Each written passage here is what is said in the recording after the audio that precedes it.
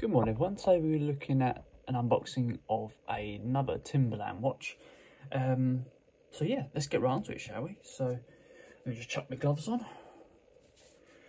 So I ordered this from Amazon. It's called the Timberland Rpiley-Z.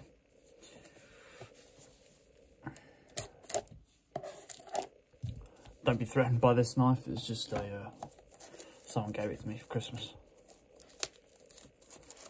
Haven't had a chance to use it yet.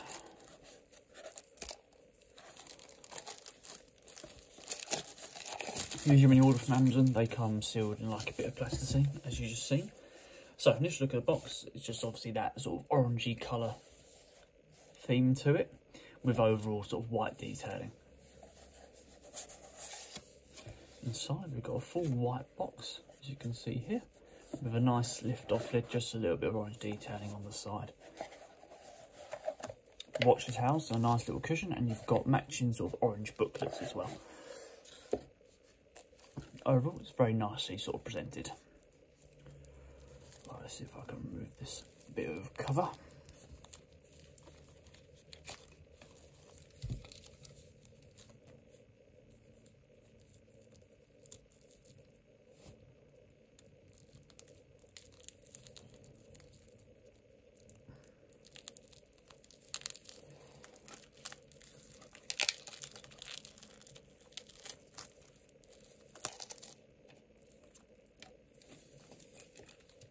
Not going to put that glove back on, just for ease. I'm just going to leave it as is. So this is the Timberland Rpiley-Z 46mm.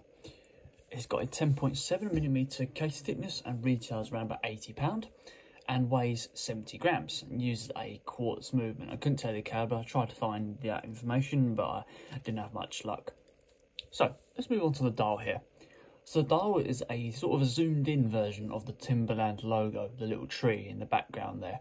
Yeah, it's a zoomed in version, sort of cream style, held in a alloy stainless steel casing.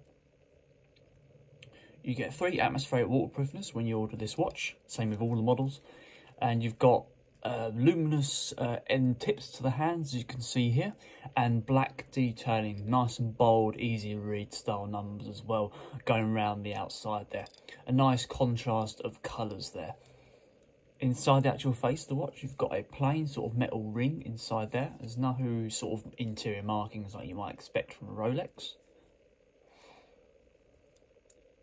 And just on the edge of that second hand there, you can see a nice orange arrow essentially on the top there. So coming out to the casing, you've got a, as I said, alloy stainless steel casing with sort of imitation screws in the top here. I don't think they actually unscrew. They might, but they look like imitation ones for them, just with just the effect they give off. It's a sort of a brushed finish, as you can see from the sort of the lined sort of texture to the side of the casing here. You might be able to see it a little bit better if I can get the angle right on the light. As you can see there, it's got a bit of a lined finish on it. Some cases have a polished finish, some have a brush finish. So let's come around to the crown and have a little look at the mechanism and see, well, not the actual mechanism inside, but the how the crown moves, etc., etc. Just trying to get this little lug out.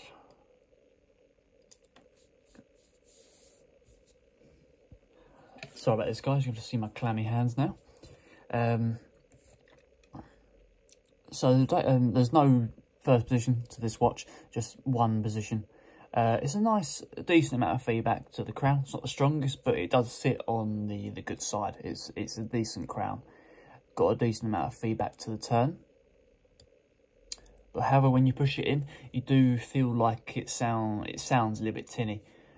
And if you observe the actual second hand moving round, the hand doesn't quite line up with the middle of the increments. That does kind of annoy me a little bit. It's a nice watch. It doesn't quite sit in the middle, but that's probably something that's going to have to be adjusted by a jeweller.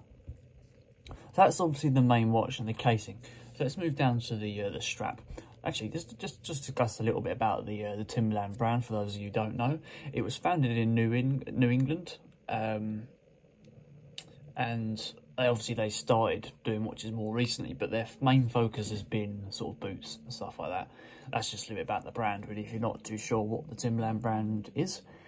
So coming out to the strap, you've got a 20mm brown strap with a sort of grey stitching going all the way down the side here, with a single window system as well to hold that stainless steel buckle in place. Stainless steel buckle has a nice sort of print line finish and a Timberland logo on the top here, held in a nice buckle, really nice pin inside there, doesn't feel too flimsy at all. You've got you've got one free roam holder and one fixed in place. So there we go, guys, that is the Timberland Rpiley-Z.